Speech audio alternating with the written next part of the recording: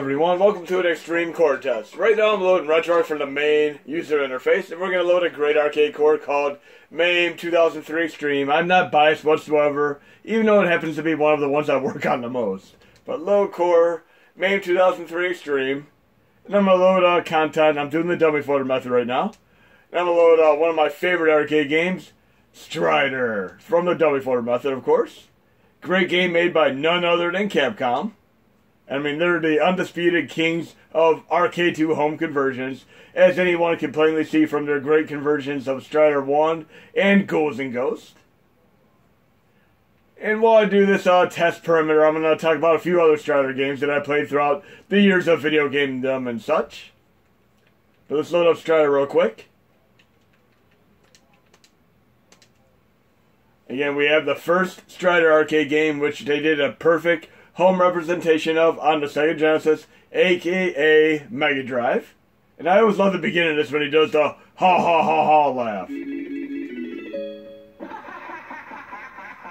Great stuff there. Kazakhstan, where Borat hails from. And speaking of Sacha Baron Cohen, I think he really could have done a great job as Freddie Mercury, but they got rid of him due to creative differences. But the guy from iRobot will do a great job as well. I'm really looking forward to the movie. I mean, Queen is a great rock band, definitely. Hammer to Fall is probably my favorite song by them. And of course, I love their music in the Highlander movies. That's what we need. We need another great Highlander video game. As if we've ever had one to begin with. Other than on the Neo Geo, not the Neo Geo, I mean, Atari Jaguar CD, should I say. And I remember many years ago going out of my way just to be able to play that on the emulator. It wasn't the best game, but I just had to play it.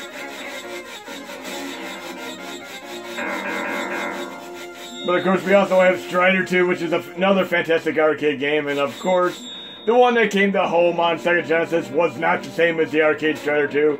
It was made by another company, US Gold. It was a bad game.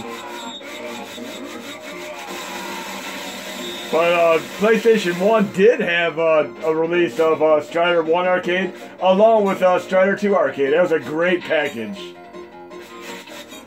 And of course we had Strider 1 done on TurboGrafx CD as well, with a complete CD soundtrack, in addition to 2 bonus stages.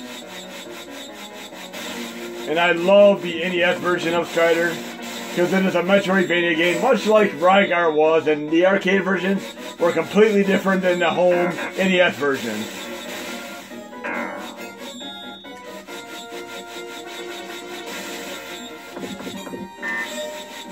And have you ever played a video game where you have a moment that just blew your mind? This is one of those video games, and I'm going to get to that moment before I move on to the next game. And I'm playing games because enough of you have asked me to play more games in my video, so I'm going to do so right now.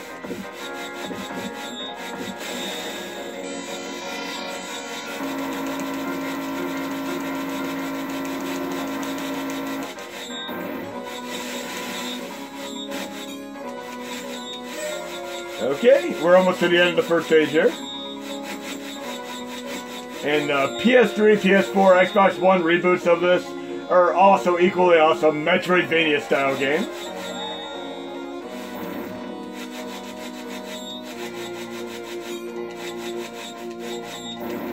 And I always love how you can jump at the end of a stage and get a mid-freeze animation, but I ended up glitching out. But I would usually jump in the air and do a flip, and I'd be frozen on screen like a still image, which was always cool. But right here is a stage that had a pinnacle moment in video games for me that just blew my mind the very first time I saw it, and I'm going to get there real quick. And this game definitely demands a custom OST someday, somehow, some shape, or whatever.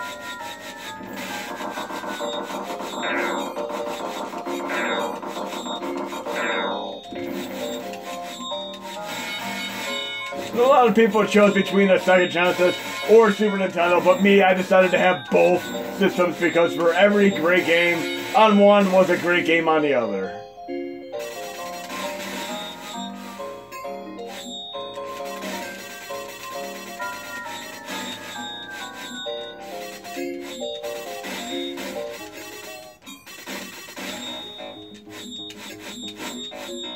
Okay.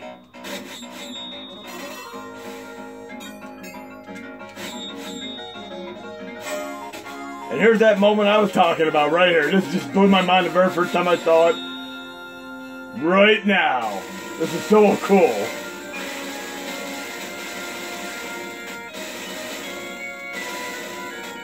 I don't want to say show too much more of the game because I'd love you guys and gals to check it out for yourself. But I'm going to sit back to the main user interface and we're going to do a Dreamcast test.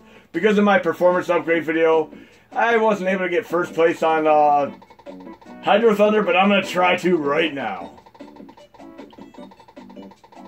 So let's try Hydro Thunder, one of my favorite arcade to home conversions on Dreamcast, along with Gauntlet Legends. I mean, I played Hydro Thunder and Gauntlet Legends probably more than any other game on the system. I also played Xtreme Sports and 4-Wheel Thunder. And then, of course, Phantasy Star Online V2 is probably the game that I played the most out of all of them. I mean, I probably played a good 100+ hours of that game. But I'm going to try to get first place here because I need to have first place. Midway. Too bad they went they went bankrupt because Warner Brothers bought them out, and there are just so many great Midway games that need to be brought back out. I mean, we need to get a good collection on PS4 other than the Lego Dimensions collection. One more like the PlayStation 3 collection, which was phenomenal. I'll do Lost Island again, and I'm going to try to get first place here. Choose Midway. Okay, I got this. 2, 1. And the graphical glitches are less than in my previous video. They've been toned down a bit, as you can plainly see. But yes, you get another minor performance upgrade for the release. But again, this is an Xtreme core test, and you're going to know why by the end of this video. Time extended. Time so far. Come on, first place, I can do this.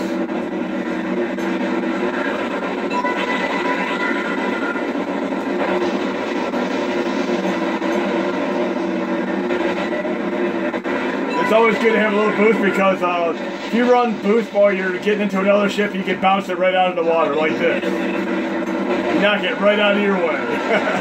If you don't have boost, you end up screwing yourself bad. And of course, there's countless shortcuts throughout these stages.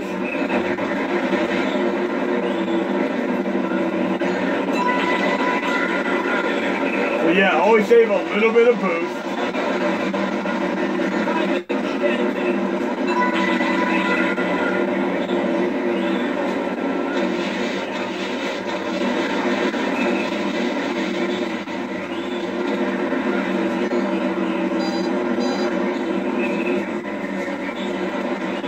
This game would be kind of cool using a code breaker code for an infinity boost. That'd be really cool.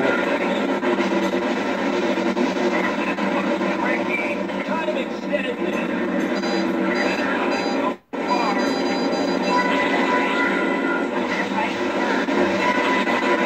Come on, first place. I got this.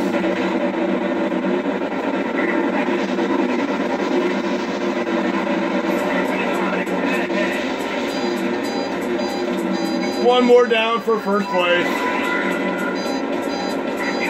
And I got it. Anyways, we're going to switch over to the PC. I'm going to show you what I mean by Xtreme core test. But right now I'm going to exit back to the main user interface. And you're going to see exactly what I'm talking about before I switch over to the PC. And then I'm going to clarify things more accordingly. But let's get back to the main user interface real quick. And I'm going to go back to the RetroArch icon.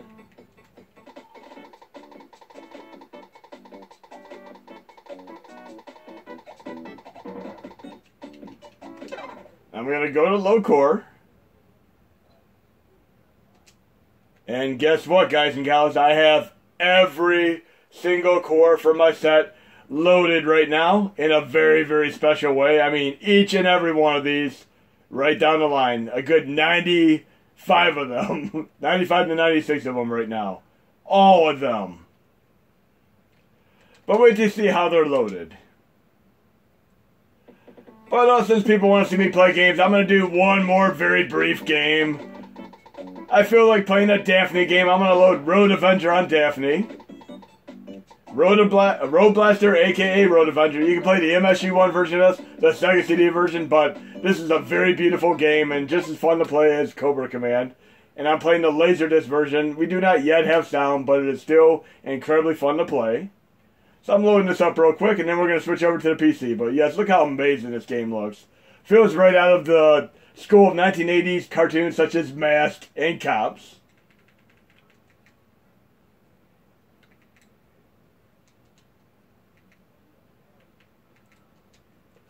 And I love how you can start out randomly in different stages. I'm underwater, like in a little cavern stage right now.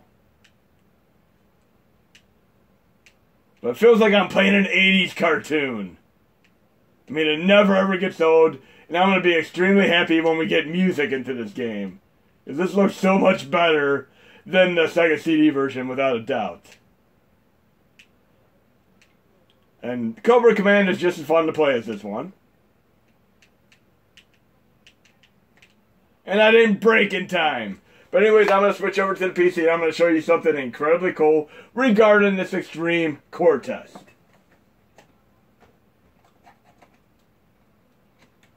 So I'm getting onto the PC now. Now I have my working folder here. If you typically install your HMODs to your NAND internal flash memory, the NES Classic has roughly 300 megabytes of safe working NAND flash memory to install HMODs and games to. And the SNES Classic has 200 megabytes of safe internal NAND flash memory. And obviously if you're running a USB host, you'd have your games on your flash drive, hard drive or such, and your HMODs would be preferable to be on your internal NAND flash memory.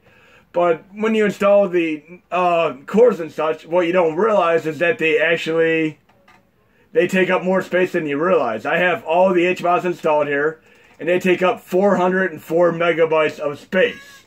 And if I go by size, MAME 2014 takes up about 70 megabytes, MES 2016 takes up 61 megabytes, MAME 2010 takes up roughly 40 megabytes.